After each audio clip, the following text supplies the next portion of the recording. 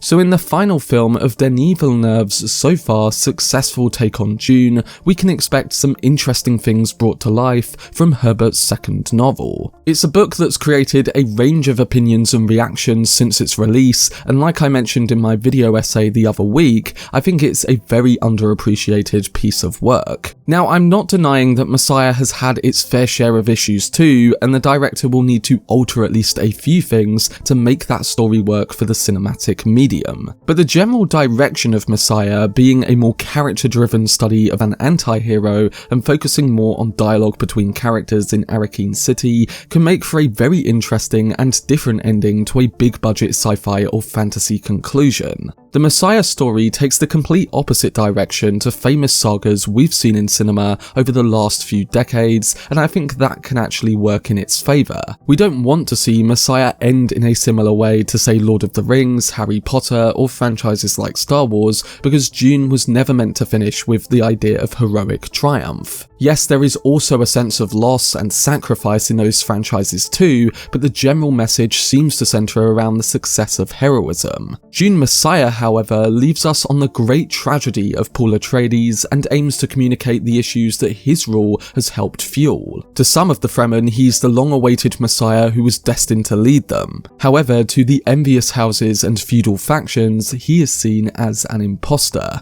It appears that the influential figures in the known universe are plotting to overthrow him, and this is because, in order to protect his empire and to maintain control over spice production, Paul's war had extended to the far reaches of space. Billions have died, and the fighting shows no signs of stopping. While Dune depicts the rise of an empire, Messiah explores its downfall in very unexpected ways. Once seen as a hero, Paul is now a complex and isolated figure struggling to convey his profound visions to those around him. He must make difficult choices to ensure the survival of his own people, even if it means breaking with Fremen tradition. It's a conclusion to Paul Atreides' story that only Frank Herbert could have imagined, and now, with Denis Villeneuve's adaptation of the author's book, he has the opportunity to conclude his trilogy with a unique take on sci-fi and fantasy endings. Coming to the Messiah story, one of my favourite aspects from it is actually the very first chapter. It opens on an interrogation of a historian known as Bronso. We get excerpts from Bronso's death cell interview where he was detained and killed by Paul Atreides' priests. They charged him with heresy for saying that Paul had lost a part of his humanity to become Muad'Dib.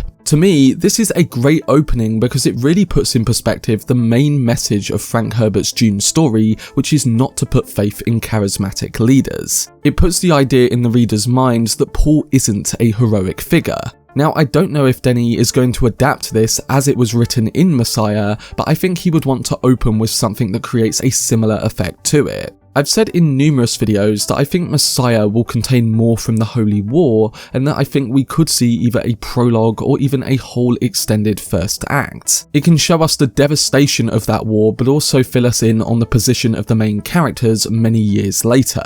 In the first film, we had Chani narrate the opening sequence following the Harkonnen attack. In film 2, we had Princess Irulan narrate over the end of House Atreides and the cover-up on her father's part. And at the start of Messiah, I think in following this tradition, we'll get a narration from Paul Atreides himself. I think that narration will cover the destruction of the great houses in his name and the billions dead in the Holy War, acting as a kind of reverse to what we saw in the previous films. On top of this, I think a prologue or a first act on the end of the Holy War will aim to outline the struggles that Paul is beginning to face as a messiah of his people. By doing so, Denis can lead us smoothly into the Fremen disputes surrounding what Paul has led them to, and an opening like this can also put in place the potential retaliation of the conspirators involved at the start of the Messiah story. When it comes to those mentioned Fremen disputes, I think another good way into this opening is through what has already been set up with Chani and the Fremen in the previous films. We saw Chani potentially leaving Paul's side at the end of part 2, and it suggested that there might be a different kind of opening come the third film. She is with Paul throughout the Messiah book, so you'd think that they would eventually come back together by the time we reach the conclusion. Before this happens though, I think Messiah will aim to show that in the beginning, she is situated in one of the Fremen camps away from Paul and Arrakis City. I think here she'll come to learn of the conspiracy against Paul and maybe even come in contact with Scytale, one of the main villains of Part 3, who murders a few people within one of these camps. There has to be some sort of motivation for Chani to come back to Paul, and while many have suggested that she might actually be pregnant, the time jump between Dune and Dune Messiah wouldn't really allow for that to happen. Yes, Denis could once again remove a time jump, but that's a big challenge considering that over 60 billion people have been killed in over 12 years, and you would need a bit of time for that to logically make sense. On top of this, Paul's sister Alia Atreides has grown up and has a more authoritative role too. Now, I'm not denying that there are clever workarounds that could be put in place, but I do think that Denis has already showed signs that he might take a different direction. One big sign is that in Dune Part 2, the director established both the Fremen of the North and the South having different beliefs and feelings towards the prophecy. So this could be used as a piece of greater setup for the issues that the Fremen have after Paul's war in Messiah, and it could also link into the idea that Chani is living amongst these groups of Fremen who have separated themselves from it. When Chani hears that Paul is struggling to maintain a grip on his empire, that conspirators are rallying against him, and that it can affect all of her people, it may influence her to at least reach out to him. And we have to keep in mind that Chani hasn't fallen out of love with Paul. She makes that very clear in Part 2. Ultimately, she leaves his side because of the war he's waged and the influence he's had on her people. So I think there are ways around all of this, and I do think that Denis can cleverly navigate the opening of the film by building upon the Fremen foundations that he set in place during Part 2. Moving on, as I've spoken a lot about the important role of the conspirators, this brings me onto how those characters might be adapted in the film. The conspirators are led by Scytale and Edric, and based on the book, you'd expect them to have an even bigger presence than the Harkonnens or the Emperor did in Dune 1 and 2. Yes, we are still on the side of Paul, but the viewpoint of the conspirators helps us to understand more clearly the aftermath of Paul's actions and what those in the shadows plan in retaliation. Starting with Scytale, this character has the potential to be quite the iconic movie villain. I think he will come across in a similar way to how Anton Chigurh in No Country for Old Men does, a mysterious force of nature that makes his way across Arrakis. Scytale is a Tleilaxu face dancer leading the conspiracy, and the Tleilaxu that he's a part of, also known as the Beni Tleilax, are a secretive group of genetically modified beings. Their customs and morals disgusted the other civilizations in the known universe, and it fueled the Tleilaxu's desire to dominate their opposition. Despite the negative perception of them, their expertise in genetic engineering made them a necessary force to be reckoned with. Leaning into his powers as a face dancer, Scytale can be used in many intense scenes, like the moment in the book where he kills Farouk, his blind son,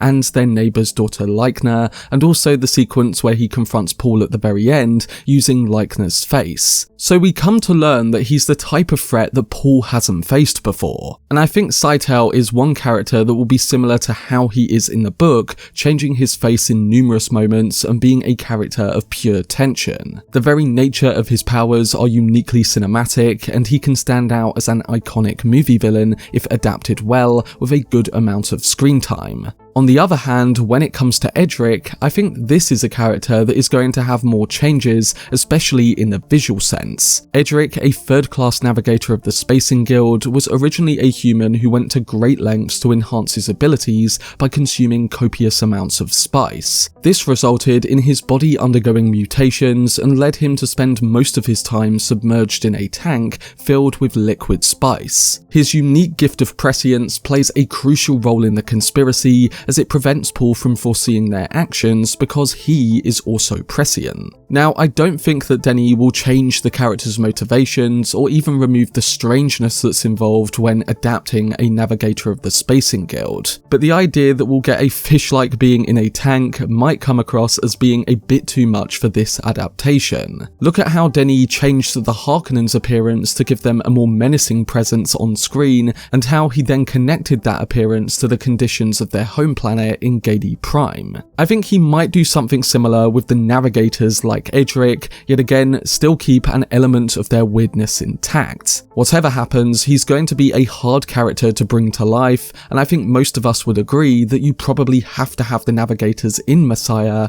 for the events to really work. It's just a case of how Denis will do it, and I think a lot of that is going to come down to the visual appearance and presentation of them. A faction linked to the conspirators that also has to be mentioned is the Bene Gesserit. Now, we know that the Reverend Mother Helen Mohiam and Princess Irulan are involved in the conspiracy right from the get-go. There's quite a brilliant early scene in the book where they both plot with Scytale and Edric, and you expect a lot of moments like these to be integrated into the film. The Bene Gesserit themselves will likely get a lot of dedicated screen time, and Denis has already made them have a greater presence in his 2 movies, and put in place things to allow for the story points of Messiah to be that much more prominent. The plotline surrounding Princess Irulan, where we learn that she has been secretly giving Chani contraceptives, will be more effective on screen because Denis has already done a great job of showing the Bene Gesserit's plan in action with bloodlines in the previous movies. Take Margot Fenring's preservation of Fade's bloodline in Part 2 as one example. So I don't think he will change much when it comes to Irulan's character or the moments that she's involved in. And the same goes for scenes with the Reverend Mother, who I imagine, like the Messiah book, will eventually be Paul's prisoner and be confronted by him in his enormous throne room.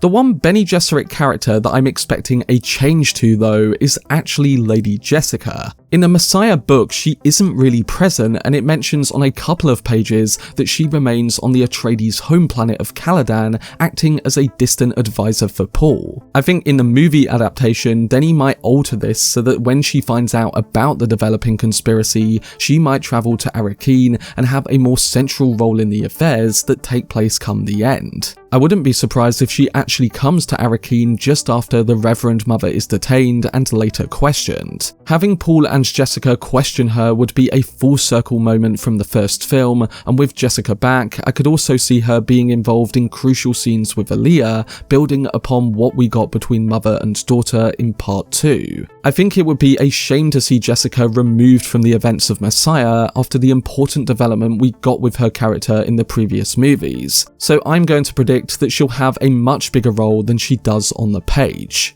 The final character dynamic to talk about when it comes to important moments from the book is the contrast between Paul and his sister Alia. In the book, we get scenes where Chani tells Paul that she wants him to come back to Sietch Tabr to be the man and lover he once was. However, with Paul seeing the future and at times struggling with the way forward, he decides to stay in Arrakis to try and eliminate the conspirators and help usher in a brighter future. And in making that decision, it unfortunately means that Chani does die. On the flip side to this, in the moments with Alia, we learn that she doesn't want to be a part of the history at play and just wants to be loved. Hence her odd behaviour and occasional sexual tension with Hate, a Gola reincarnation of Duncan Idaho. I think Alia and Duncan forming a relationship actually makes quite a lot of sense when you consider their unique circumstances. And Alia being pre-born, already knowing love from the womb and having her mother's memories means that her desires are more adult than her physical age. So in a way, I expect that Denis might make Paul and Alia a part of 2 contrasting sequences throughout the film. One with Paul where he struggles to embrace love and chooses to make decisions that impact the future,